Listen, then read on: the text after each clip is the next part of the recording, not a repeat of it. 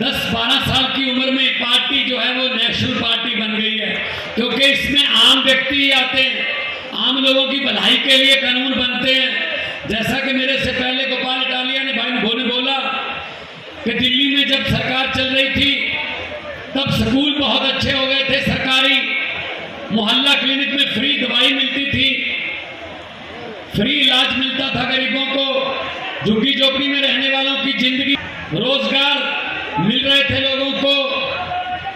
उसके बाद बीजेपी की सरकार आ गई, सब कुछ बंद कर दिया भाई, सब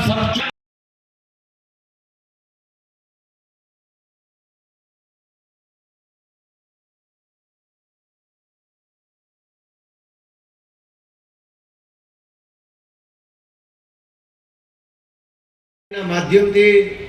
अमे बधा हूँ ईशुदानभाई, प्रवीणभाई, राम, अमरा बधा आगेवानो तमारी पासे जनता पासे आव्या छे कि आपणे 30-30 वर्षथी चालू भाजपनी सरकारने मत आपीने जोई लीधुं, परंतु आपणे आज दिवस सुधी नानामां नानी आपणी जे बाबत होय एनुं समाधान मळ्युं नथी। अने आवनारी चूंटणीमां आम आदमी पार्टीने तमारा आशीर्वाद मळे तो केवडुं मोटुं काम थई शके तेम छे ए बाबतनी वात माननीय ईशुदानभाઈએ करी। हूँ अत्यारे गांधीनगरथी आव्यो सीधो अहींया विधानसभामांथी।